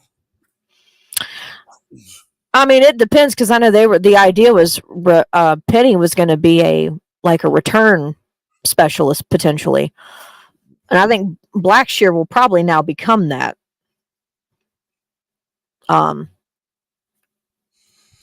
see, a lot of these people are starting to put starters and people out there now, like on kick returns and punt returns, like Keon Coleman. He did that at Florida State, and they're using him to do that, and that's essentially their first round pick, even though he got picked first and the second. But I mean, that's your new receiver. I mean, and they putting him back there. So, but then you got the rule changes with the kickoff shit now. So, oh yeah, it really didn't help the guys that were back there sacrificing. Yeah. Right. Yeah, I forget about that. I think the reason why I mostly forgot is because the biggest rule change about the hip drop tackle made more news than the whole kickoff thing. So that rule change hurt a lot of people's chances of making teams, bro. Yeah. Yeah. Because everybody ain't running full speed up the field no more. Nope. So anyway, somebody gonna still bust for several touchdowns this year. Oh yeah. All you gotta do is make a couple of dudes miss, and there ain't nobody in the background to help out with the tackling, bro. It's over. Yeah, well, unless your kicker's willing to take a dive, but I don't know too many that are. They usually get shook the hell up anyway, though, Claire, don't they? Yeah, that's true. Or they get roughed up when they try to actually make a tackle. Yeah, I was about to say, or they get roughed up when they try to make a tackle. So I don't know. Oh yeah, that was the thing I sent you. Yeah. Let's just speak on that Mingo situation as well with that. I mean, I spoke about it earlier. I mean, this is very simple. It was where it was being brought up by Panthers beat writers that they were noticing Mingo was taking more first reps than Liggett. They were alluding to his improvement has kept him getting playing time with Young and the first team in large part ahead of first round pick Xavier Leggett. You know, and of course, did Bryce Young talk about this? Oh no, Mingo was talking about that. I was about to say there was another thing where they quoted Bryce on something and he said super 3 times in one sentence and I about died. Yeah. But no, so this is just talking about what I was alluding to earlier, where people were talking about Mingo has more confidence, that he's improved more, his hands seem more reliable than they did last year. He's going up for the ball when he needs to. So that, so that in large part, I think is contributing to him getting first team reps. And if Xavier Leggett, for whatever reason, be all that it is, if he's struggling, then he's struggling. That's how much you want to hear about your first round pick. But I think ultimately, and this is what we've talked about a few times with Dave Canales and even Dan Morgan. What I am hoping is that they will put out there, because that's all they've talked about, is doing what they can to bring the best product on that field that everyone in the Carolinas can be proud of. That doesn't always mean you're going to put out the guy who is just the favorite. So if for Xavier Leggett, he was their first round pick this year, but like it or not, if Mingo looks better, if he's doing better, Mingo might be where would he be at this point? What would he be? I can't remember what they classified him as when he got drafted. I don't think it was an X. He might have been an X at Ole Miss. But he would potentially take a spot in the starting lineup, and he could, or they might have him and Leggett split it. You don't know, but it may not be Leggett starting. It is what it is. I just hope that because they do not have an emotional connection, I know they may have more so of an emotional connection to Leggett because they drafted him. It was their pick. But at the same time, if it's all about putting the best out there, that may not be Leggett right now. It may be Mingo. It may, and like this year, it may not be Miles Sanders starting. It might be Chuba. It definitely happened last year. It may happen again this year. And if anything has, Bryce has apparently looked good. There was a couple of times where apparently Andy Dalton, did outstanding with the first team, and Bryce was, he threw an interception or two, whatever. Everybody's going to have an off day. But at the same time, don't be shocked if they put Bryce out there. And if for whatever reason he's just not getting it together, if things aren't clicking, if whatever we are praying doesn't happen, then it may just mean that Andy Dalton takes over. They're just going to put the best product out there. So I hope so. And that's one of the things that I liked about what when Canales was at when he was at the podium earlier this week. Like, one of the things that he said something without saying it, and I loved it because I was reading him loud and clear. He was talking about a situation. He said, whether it be Bryce or Andy. You got to just know how to read between the lines sometimes. He wouldn't say Bryce or Andy without you just knowing if Bryce is out here fucking up and he's not giving us the best quarterback, then I'm going to go with Andy. Some people disagreed with me and said there's no way that the owner is going to do that and whatever. But look, man, if this is his team and you brought him in to do whatever, look, man, if we can all see it, let him do his thing, bro. You gave him a job to do. Let him do it. If Bryce is playing bad, we don't have to give him a whole season. No. He had a whole season. I'm sorry, but he did. He had a whole season. Whether the team looked good as a whole or not, he had a whole season. Because if you let him do it this year, he needs a whole season with these coaches or whatever. Next year to be, he needs a whole season with these wide receivers and he needs a whole. Nah, man. No. Because I keep reminding people this, Claire. Bryce Young is not Dave's quarterback. That's the beauty of the situation on the other end if Bryce doesn't work out. I want him to work out. We have to always preface this. We want him to work out. Because then he's not a wasted draft pick, too. But if he doesn't, I'm not going to continue with a guy that's not even my pick. Yep. I saw this on X or Twitter, Twix, whatever you want to call the shit. Twix. Xavier Leggett and I think this is his grandmother or something. I thought it was pretty cool. let you guys check it out. Anthony Xavier Leggett, Excel, my grandson. Little did we know when we were sitting in the bleachers watching Little League that it would lead to this. I know that your mother, that your father, that they are smiling down from heaven. You got this. And you better. I didn't even know he lost both of his parents, so I'm late. Oh yeah. Yeah, there's a whole story about it a couple months ago that came out after he got drafted. That was written by someone, I think, in the Yeah. Charlotte Observer. I did not know that. It's an emotional story too. So Yeah. Let me keep going. Act like you know. I got that feeling like I want to shed a tear. I just won't let. Anthony Xavier Leggett, Excel, my grandson. Little did we know when we were sitting in the bleachers watching Little League that it would lead to this. I know that your mother, that your father, that they are smiling down from heaven. You got this. And you better act like you know. That's that black grandma right there, bro. I got that feeling like I want to shed a tear. I just won't. She said, "You better act like you know." mm-hmm. All black people know what that shit mean, when you, bro. But look, you know what, Claire? I thought it was a beautiful piece that they played. Beautiful reaction from him.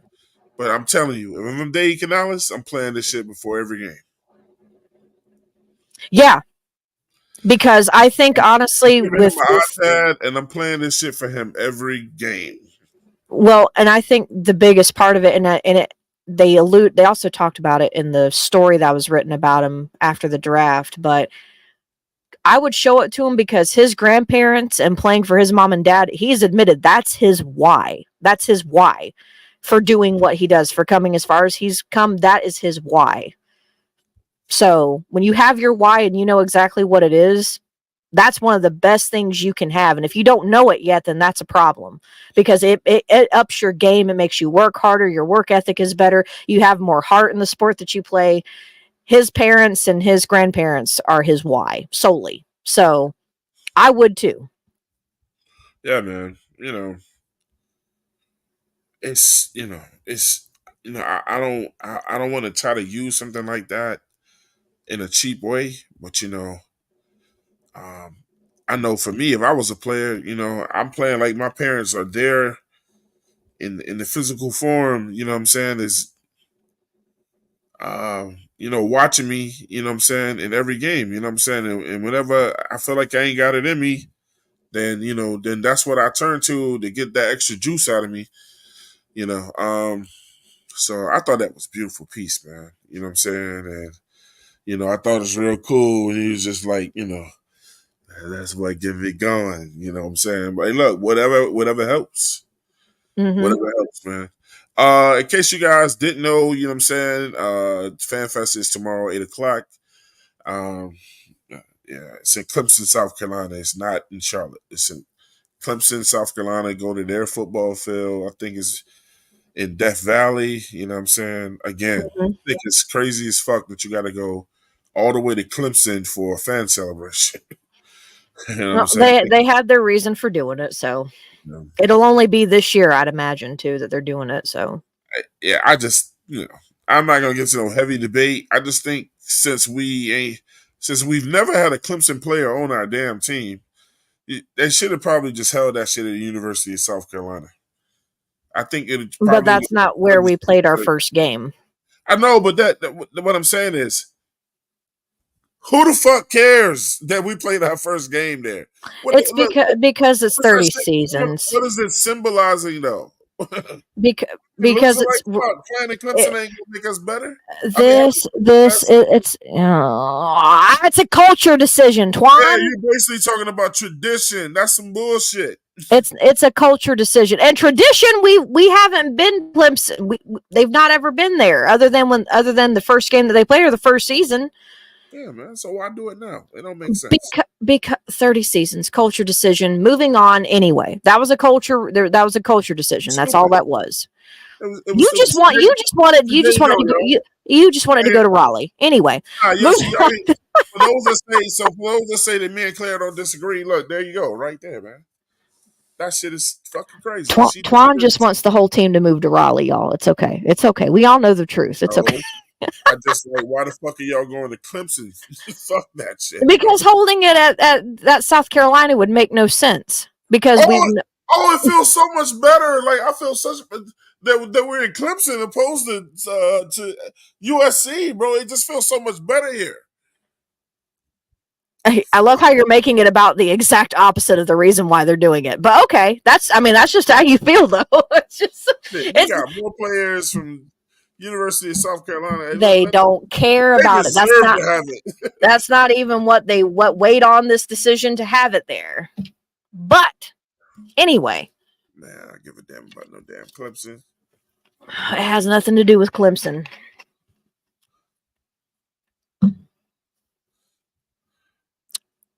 It don't have nothing to do with Clemson? No, it has to do with the fact that we played a game there. It has nothing to do with the college itself. So why we have a fan fest there? Because that's where we played our first game in our first season. That's why. What if somebody blew the stadium up and it wasn't there anymore? Okay, now you're going into theoreticals and hypotheticals. Alrighty then.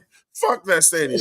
So you want to take it to the extreme for the reason why. I mean, Cody knows why I'm saying fuck that stadium, man. Okay, well, I don't have that whole SEC, D1 school, Big Ten type, whatever the fuck it is that all y'all get into every time it's college football season, because my team doesn't even get into any of that, which is why when y'all talk about it, I just sit here and twiddle my thumbs and like look at other shit online when y'all start getting into your little arguments, because I got no room for it. I'm like, my team will never play any of y'all, so I'm just gonna sit here and mind my business. I mean, I feel bad for you. I didn't go to a big school. Oh well. You're not gonna make me feel bad. I'm sorry. You didn't go to a big school. You want to see Charlotte ain't small? Okay, big school meaning like one that, it's not small, but it's also not FSU either. It's not Miami. So, yeah, it's a big school, but it's not that either. It's just, shit, even when I was at the school, we didn't even have the damn football team yet. So, how? What are we talking about? You're there for education. You ain't there for no fucking football. No. Who is this little motherfucker right here, number 83?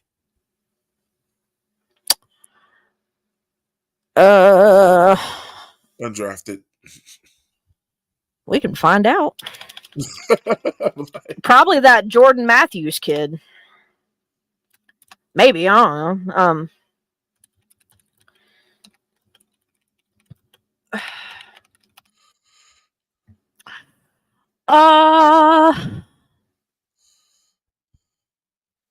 I have just show me the roster, I guess, because it didn't even pull anybody up. He's a no. I was just as my dad would joke, we'll just call him Nonami. Noname. And I'm like, that spells no name, Dad. Exactly. Okay. Yeah, I'm sorry I gave you the impression that I really cared. No, now it was because he was wearing an 88 number, which means he's a tight end. So I was kind of shocked he was he was a wide receiver. He looked shorter than 6 feet. That's David Moore. That's a guy that we signed him. I can't remember where he came from, but we signed him as a free agent earlier this year.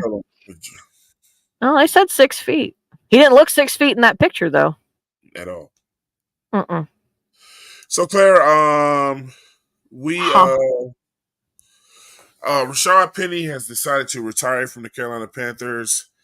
Other than what has been said, any other reasons why you think this has happened, or am I just reaching too deep into this? You think they're hiding something? Who? The Panthers? Abrupt. Yeah, it just seems abrupt that he decided to retire after starting all this training camp shit. I think you might be looking or kind of just reaching a little far into it, and the only reason why I say that is because I think if Rashad Penny came here thinking that not necessarily that he could potentially not get a roster spot. But I think if he came here under the impression that he would potentially get to at least share reps, but they kind of said, hey, if they ended up saying in the end, we've got our guys, you could, but essentially barring injuries, you're probably going to just be a return specialist. He might have wanted to come here hoping to make some kind of comeback. You never know. I don't know. But if he felt that was not going to be in the cards for him, and he's been in the league, 6 years? Right? Mhm. Is that right? Yep. Not that long. So, not that long, but most running backs average maybe 10 years, 8 to 10 years. Mhm. So, 6 years. It could have just been he thought he could have a revival of his career, and if it just wasn't going to be in the cards, and if he felt like no other team would even give him an opportunity, then maybe he was just like, well, at this point I might as well just hang up my cleats. It could have just come down to that. I don't think there's anything to hide. It was pretty good. I'm not saying he wasn't. I'm just saying that I don't think there's anything to hide. But you say he was good, but if you go up, it said he played in 45 games. He only had 1,900 something yards and 13 touchdowns. Yeah. Oh, spent last season. Oh, in 45. Wait. Is that his whole career? Yeah, it's 45 games? With Seattle. Okay. So, it could just be, that's, maybe it's because I'm used to Christian McCaffrey, but to me, if you've been in the league for 6 years and that's all you've amounted to, I don't know. Maybe he just thought he could have a revival of his career. And if he felt like that wasn't going to be in the cards with this team after he started seeing things playing out, seeing who was going to get reps on first team, second team, and if he wasn't really getting what he got, what he thought he was going to get, and if he talked with coach and coach was like, yeah, we got our guys, we're probably going to keep you on special teams. Maybe that's not what he wanted. So he was like, well, if that's all I'm ever going to get, then I may as well just hang it up. It could just be something that simple. I'm just saying it could be just that simple. I don't think it was anything that the Panthers drove him to do. I think it was just more of like, that's a decision you come to on your own. I don't think they forced him to retire. He made a comment on something saying, I'm one of the best. I think he said when given the opportunity, he said, I'm one of the best backs in the league. I know. I can't remember. I know if anybody help me out in the chat. I forgot what article, who did it with him. He said this shit like last week. That's why I'm saying, listen, who says I'm one of the best backs in the league last week and retired the following week? Like, I would just take my chances with somebody else. Fuck Carolina, bro. If I feel that way, then I'll be on the practice. I'll do something until somebody picks my. Who goes from I'm one of the best backs in the league to retiring in the next week? Well, you've also got to be first of all, when you're in this kind of setting, you have to be your best advocate and your best cheerleader because no one else is going to do it for you outside of your family. So when you're talking to somebody, you're not going to be all like, oh, well, I guess I'm all right. You're not going to say that about yourself, though, either. But let's keep it a buck.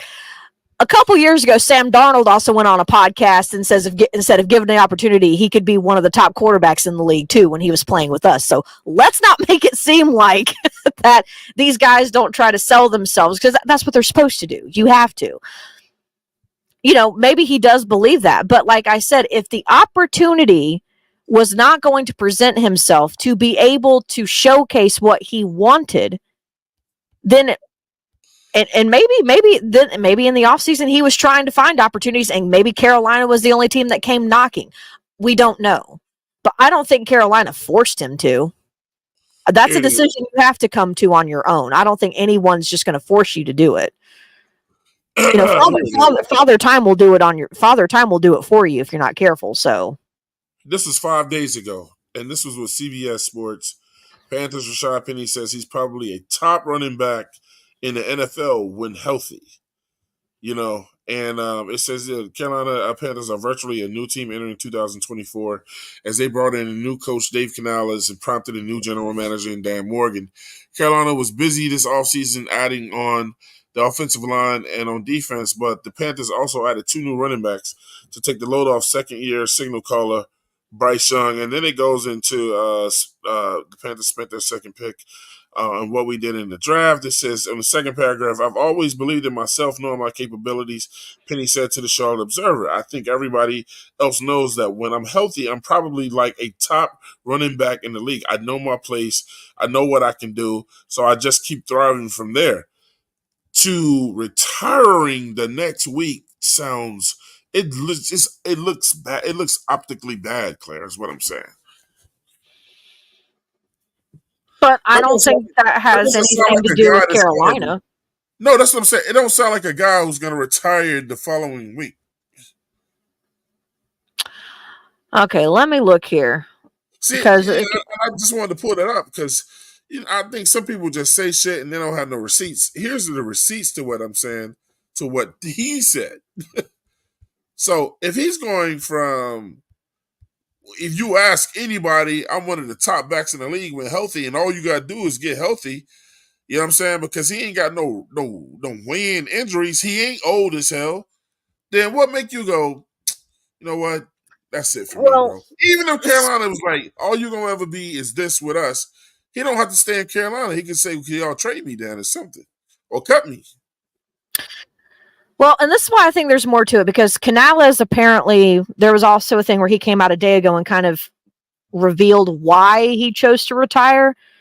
And I'm reading it right now, and it's saying this is what Canales said, because Canales, he was up there with him when he was in Seattle. So he said it was a really cool opportunity for me to see if we could get him to that kind of look. I mean, I'm assuming they mean him being, part of the rotation of running backs. But it says, I know Rashad at his best. He came up and just felt like he wasn't himself, and I had to respect that going forward. I don't understand what that's like to have a vision and wanting your body to do exactly what you tell it to do, and it just not responding the right way. I was glad to be a part of this process with him because I've known him for so long, and I wish Rashad the best. That's what Canales said about it a day ago. So it sounds like maybe there was I won't say an injury, but maybe there's just something that maybe conditioning wise, maybe there's just something his body was just not up for. I don't know, because they're making it sound like it dealt with either an injury or the lack of your body responding appropriately to training. Right. Which happens, but what that could have been, I don't know, and obviously he's not going to disclose and fully say what it was because it's not our business. It's also not his. So I think so. I mean, if you want to talk about hiding anything, they may just leave it as undisclosed since he chose to retire. Now, if he didn't choose to retire, they might have stated what really happened if there was an injury involved.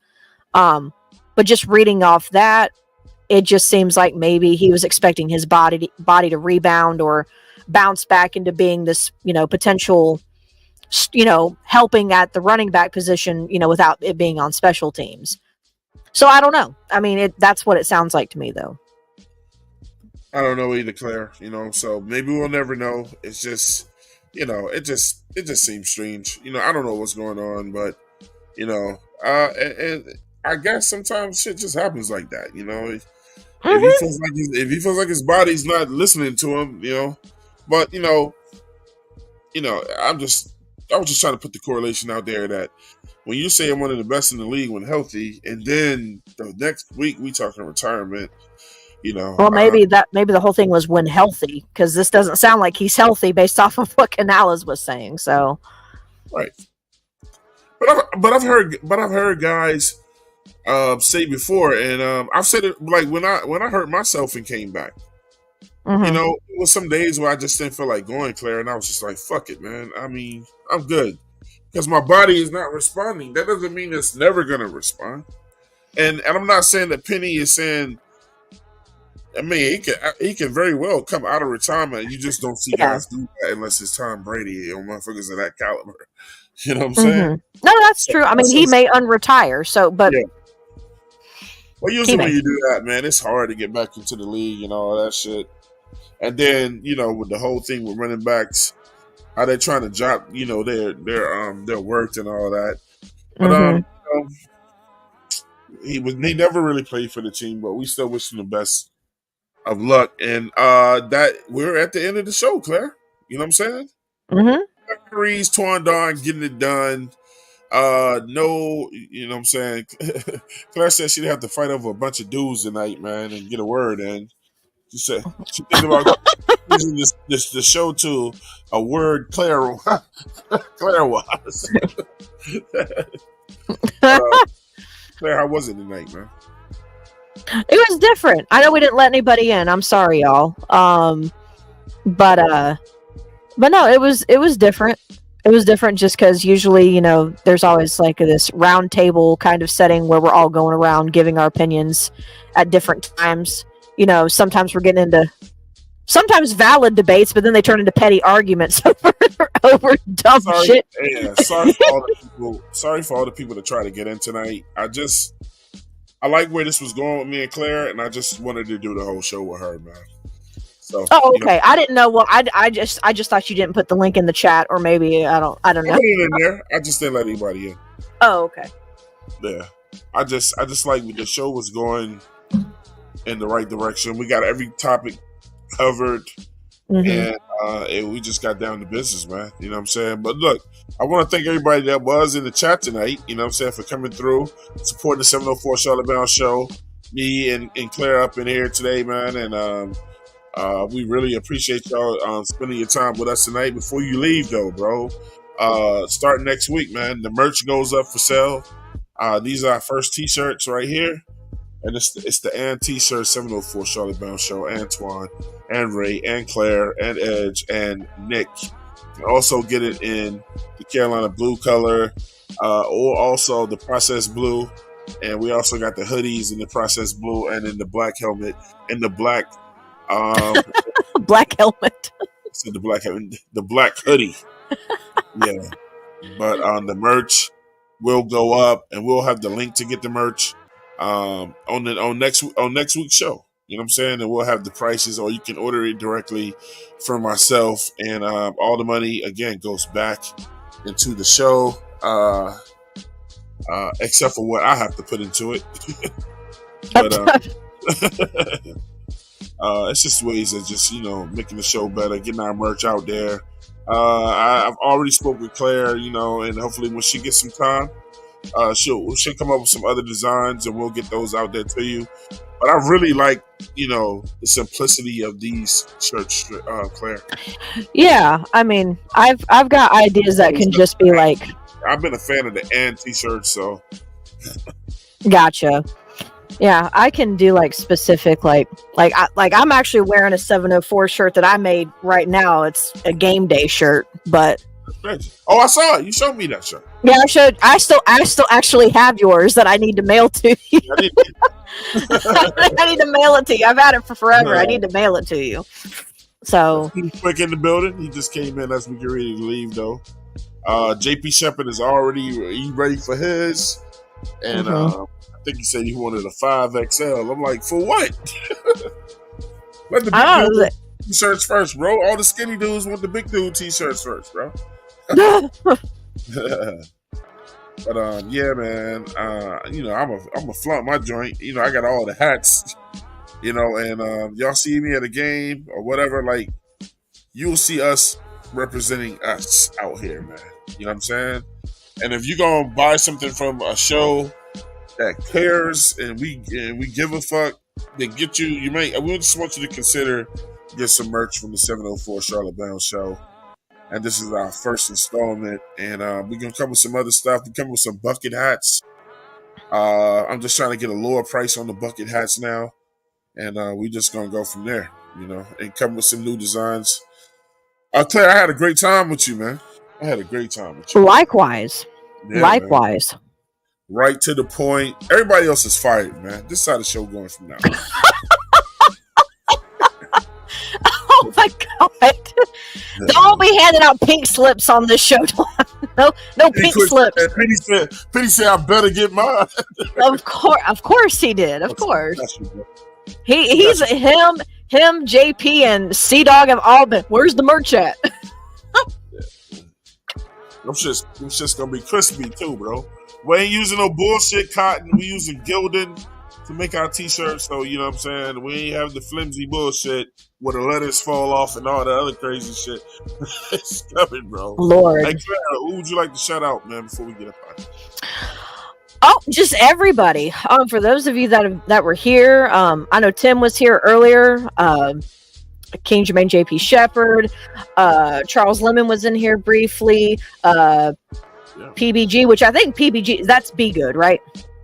I don't know. I think it might be. I think so. Maul, Nirvash, Edge, who's probably dropping TVs off of the edge of cliffs in Seattle right now with his job. Sports. Yep, Carolina Logic. My man Carolina Logic was in the building. Just all of y'all, thank y'all for being out. There were no ladies tonight. I am a little peeved about that. Anyway, damn, bitch, where you at? No. Bitch Kens, Elizabeth Lassiter, I'm calling you out. No, I'm kidding. I ain't seen Elizabeth Lassiter in a minute. Where's she been? I don't know. Hopefully she's okay. Her, bro. I ain't seen her on the show. I'm gonna say if anybody has any contact with Liz, please. Bro, this is why you gotta check on people. Yeah, as we used to say it a lot, Twan. Check on your strong friend. Yeah, bro. Check on him. What's going on in somebody's life, bro. So, you know, but a shout out to all of y'all. Hey, JP, if JP is listening right now, I need you to hop on here. So I got them beats. I need you to still hear from when you ducked out last week. Oh, Edge, stop. I'm giving you a hard time. Oh, he's probably talking about you because you said you're firing everybody. I thought he was talking about me because I said he's probably dropping TVs off the edge of the cliff in Seattle. Yeah, JP. Apparently you're needed, sir. You're being told to hop on the link if you're listening. Hey Claire, I get him next time. Okay. Hey Claire, get us out of here now. Get us out of here. All right, keep pounding, y'all. We've enjoyed our evening with you. Have a good night.